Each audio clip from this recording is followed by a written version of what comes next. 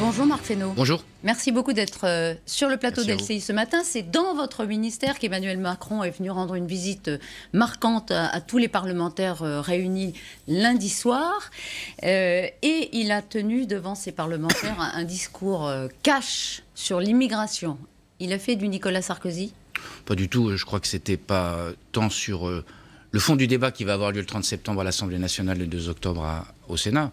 C'était la question pour lui de mettre sur le devant de la scène un débat dont il estime, à juste titre me semble-t-il, qui doit être posé devant les Français pour regarder quelle va être la politique migratoire de la France et de l'Europe. D'ailleurs, je le répète, le titre du débat, c'est « Politique migratoire de la France et de l'Europe ». C'est pour montrer que c'est un sujet global qu'il faut aborder et pas mesure par mesure ou secteur par secteur. On va y venir, mais enfin, est-ce que vous pouvez nous dire, soutenir ce matin qu'il n'a pas durci quand même le discours? Non, pour moi, il n'a pas durci le discours. Nous n'avons pas le droit de ne pas regarder le sujet en face. En prétendant être humaniste, on est parfois laxiste. On est comme les trois petits singes, on ne veut pas regarder. Mais est-ce que quand il dit ça, il durcit le discours? Il essaie de regarder les choses avec lucidité. Je rappelle d'ailleurs que lors de sa conférence de presse de sortie de la crise des Gilets jaunes, il avait déjà abordé cette question. Ce n'est pas un sujet qui émerge au début du mois de septembre. Le Premier ministre lui-même avait annoncé ce débat sur la politique migratoire en France et en Europe. Donc il n'y a pas de surprise en tant que telle.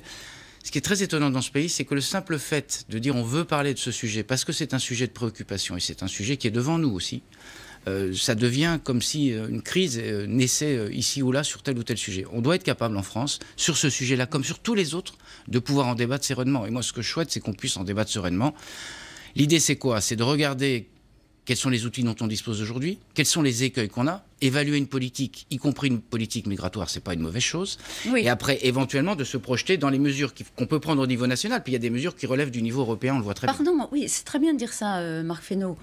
C'est une façon comment on va dire, d'écraser un peu les petites polémiques qui pourraient naître, mais c'est important quand même. Il a pris acte du fait que la France est un des pays européens aujourd'hui qui accueille le plus de demandeurs d'asile. Et en en prenant acte, il l'a regretté.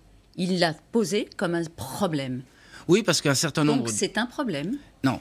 Ce qui doit nous questionner, c'est le fait que nous soyons aujourd'hui le premier pays dans lequel les demandes d'asile sont si nombreuses. C'est un fait. On va pas nier ce fait. En Allemagne, beaucoup plus qu'en Allemagne, plus que dans la plupart des pays européens. Et donc il pose un problème sur la table. C'est quand même un sujet qui doit nous éclairer, enfin qu'on doit essayer d'éclairer. Pourquoi il y a autant de demandeurs d'asile, surtout qu'un certain nombre d'entre eux sont venant de pays qui ne paraissent pas être des pays de grave danger. Je pense à l'Albanie, je pense à la Géorgie. Et donc il y a quelque chose de l'ordre d'un dysfonctionnement des messages que nous envoyons sur ces demandeurs d'asile en particulier, puisque la plupart d'entre eux sont déboutés. Je ne parle pas des réfugiés syriens, je parle de ceux qui sont dans des pays dits sûrs, et qui sont manifestement sûrs, puisque un certain nombre de pays européens les voient comme des pays sûrs, et pour autant nous avons beaucoup de demandes d'asile.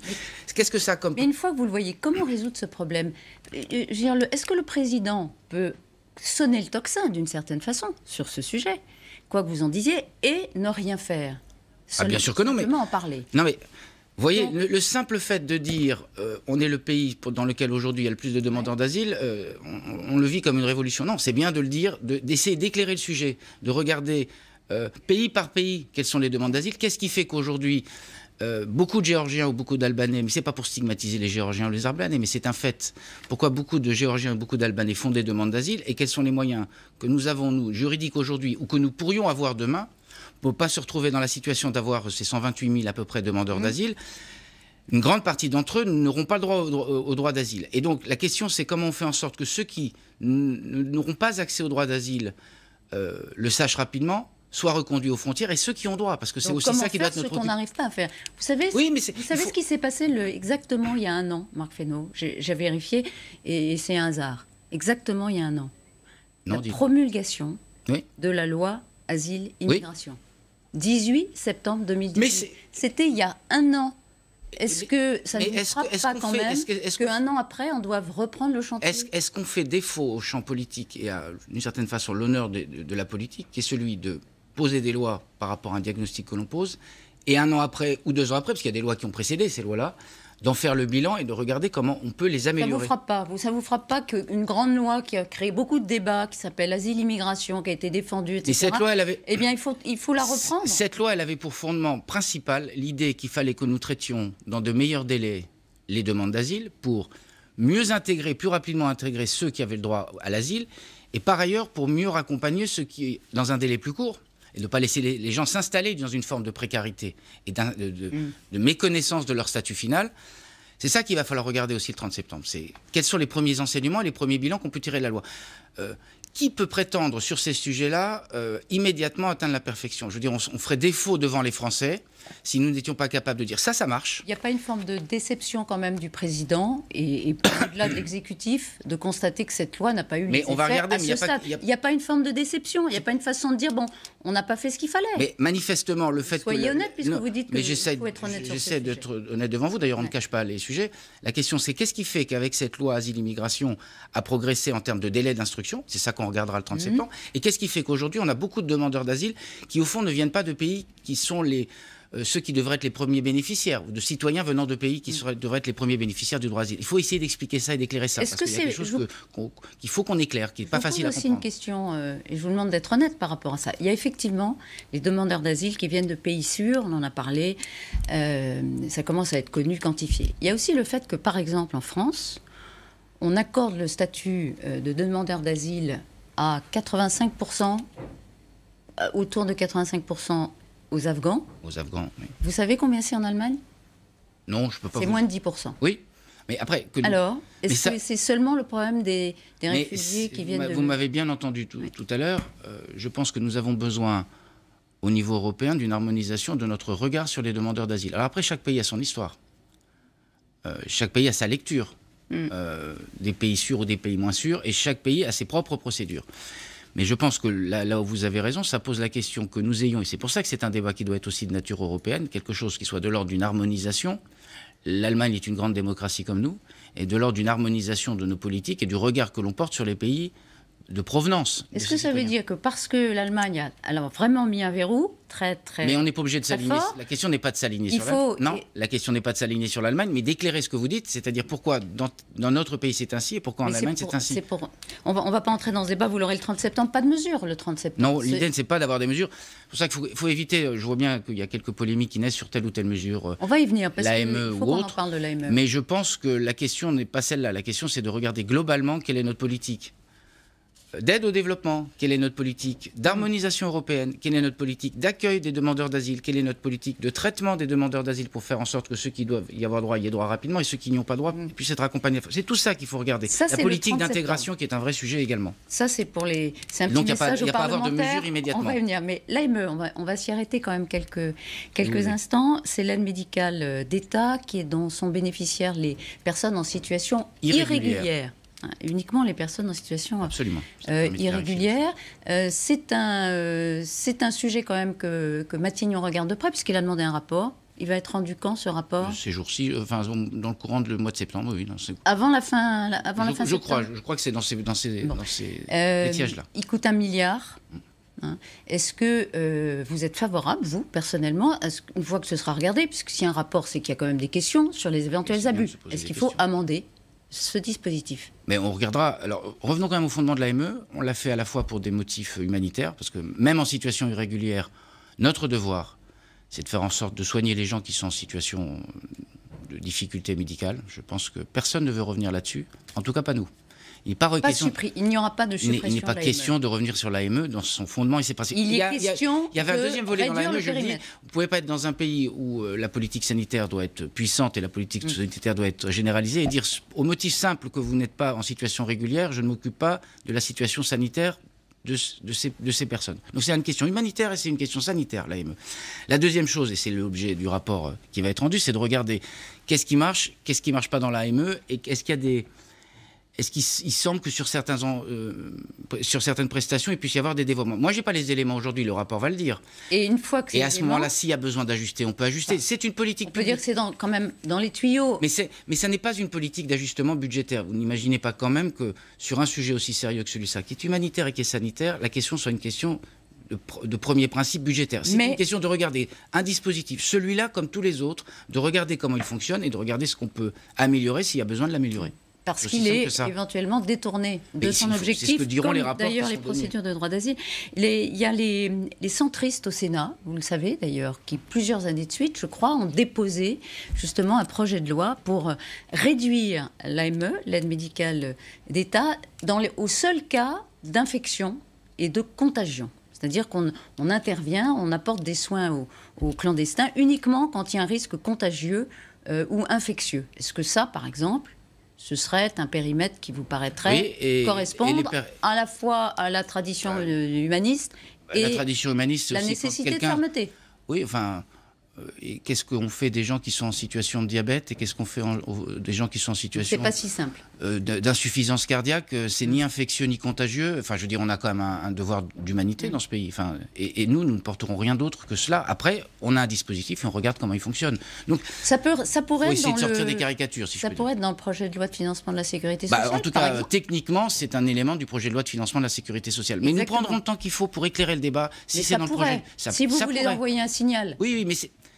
Excusez-moi, je ne peux pas dire devant votre micro, je ne veux pas qu'on soit uniquement sur les symboles et les signaux, et dire la première chose que je fais, c'est de faire du symbole et du signal. Donc, s'il y a besoin, s'il y a des choses qui sont avérées, et si on peut améliorer les dispositifs, et si c'est dans ce véhicule-là, ça sera. Si c'est dans d'autres véhicules, ça sera aussi. Eh bien, ça pourra l'être. Et en tout cas, écoutez, Sonia Crimi, qui est une des parlementaires qui avait déjà beaucoup tempêté contre la loi asile-immigration, et qui est La République En Marche, et qui hier aussi s'inquiétait. Regardez.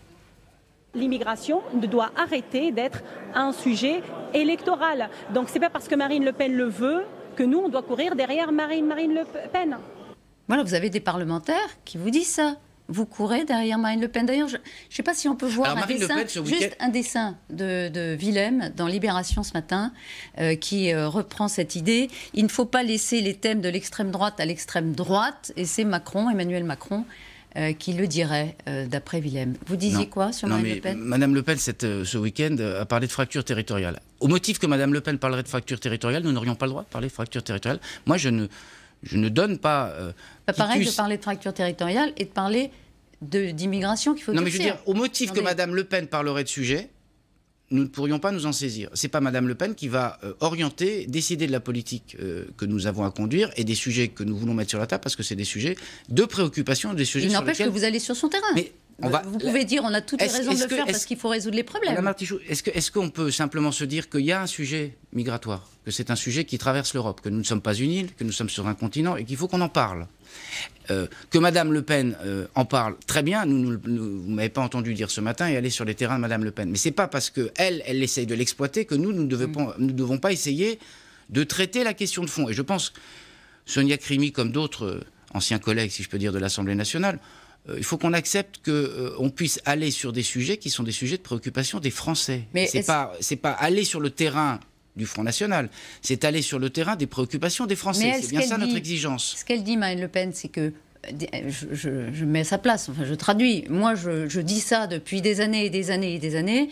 Au niveau du gouvernement, ça va rester du blablabla. Mais non, la preuve en est, il y a un débat. La preuve en est... le débat, c'est du blabla, d'une certaine façon. Oui, parce que Madame Le Pen, elle a des solutions qui paraissent comme ça rapides, lapidaires et qui résoudraient le problème. C'est beaucoup plus complexe qu'elle ne le dit. Madame Le Pen, son projet, c'est de rétablir les frontières dans le périmètre national. Nous ne sommes pas dans ce schéma-là et c'est une utopie. Et ceux qui essayent en Europe de le faire voient bien à quel point c'est une utopie. Et donc la question, c'est d'avoir une politique sereine, humaine, et lucide sur les questions migratoires et pas une politique caricaturale. C'est ça la différence notable avec elle. Et donc des actions mais s'il y a besoin, rapides, il y aura des actions. Le plus vite possible après le débat. Bien sûr. Éventuellement, donc, par exemple, une réforme de l'AME dans le PLFSS. Vous voyez bien que l'AME ne peut pas résumer la politique migratoire. Non, mais ça peut être déjà un signal que vous agissez. Oui, mais je me méfie des signaux et pas du fond des sujets. Marc Fesneau, le procès de Jean-Luc Mélenchon s'ouvre demain pour son opposition virulente à la perquisition de son parti. Il dénonce un procès politique. La justice, selon lui, sert des intérêts politiques. Bon, c'est un mode de défense, une stratégie de défense comme une autre ? Non, ce n'est pas une stratégie de défense comme une autre, parce qu'au fond, c'est la remise en cause de la justice dans son indépendance et dans sa capacité à agir. Jean-Luc Mélenchon est un responsable politique de premier plan. Et je trouve qu'il ne rend pas service, non pas à lui-même, c'est pas le sujet, mais il ne rend pas service à la démocratie en théorisant partout les complots et théorisant partout les complots politiques. C'est du complotisme ?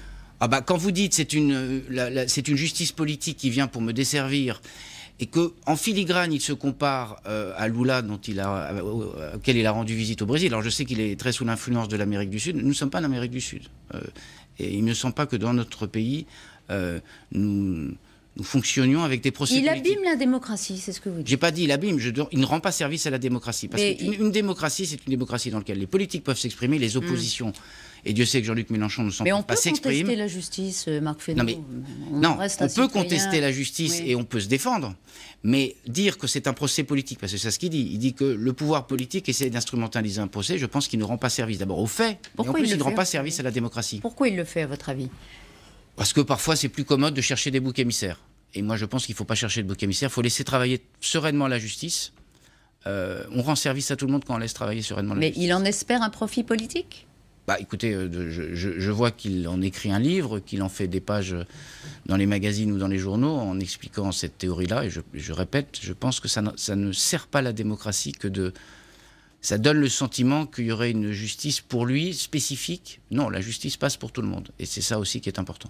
On en reparlera largement demain. Justice toujours, avec la relaxe d'un décrocheur de portrait présidentiel. Le juge estime le geste légitime en raison de l'urgence climatique. Écoutez ce que disait un décrocheur de ce jugement.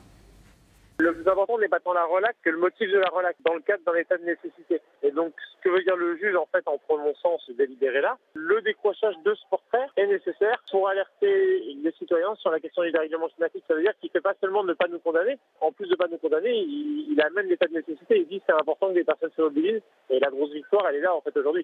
Voilà, une forme de légitimation par la justice de cette action qui consiste à décrocher, à voler un portrait. Je ne peux pas vous dire à l'instant ce que je viens de dire sur Jean-Luc Mélenchon, et à la place qui est la mienne, celle d'un ministre, et au nom de la séparation des pouvoirs, commenter une décision de justice. Ce qui avait amené un certain nombre de gens, c'est que la qualification des faits pouvait relever de la justice a tranché, je n'ai pas à commenter des décisions de justice, parce que sinon je rentre exactement dans ce que j'ai dénoncé il y a 3 minutes. Et donc j'essaie d'être cohérent avec moi-même, et globalement cohérent, et donc je n'ai pas à commenter les décisions de justice. Donc vous ne direz rien de ce sujet, vous n'estimez pas qu'il y a là un choix personnel du juge dans cette affaire? Mais je n'ai pas à commenter les décisions de justice. Bien, je ne rendrai pas service sinon. Je reviens juste un moment sur ce qu'on disait tout à l'heure, le sujet qui divise la majorité, qui risque de diviser la majorité, c'est-à-dire l'immigration. Il y a une quinzaine de parlementaires qui publient dans Le Monde une tribune et ils demandent à être reçus par le président. Est-ce que vous jugeriez utile que le président reçoive ces parlementaires inquiets? Non mais d'abord, je trouve, je le répète, assez fascinant que le simple fait d'évoquer un débat sur un sujet puisse provoquer des tensions. Parce que d'ailleurs ces parlementaires ont raison d'exprimer ce qu'est leur point de vue. Et ils l'exprimeront dans le débat. Après qu'il y ait du dialogue entre l'exécutif et les parlementaires, le président de la République n'est venu à la rencontre des parlementaires à mon ministère lundi. C'est des dialogues en continu, mais on ne va pas groupe par groupe, sujet par sujet. Vous voyez dans quel schéma on serait. Il y a une majorité, il y a un chef de la majorité, il y a des présidents de groupe.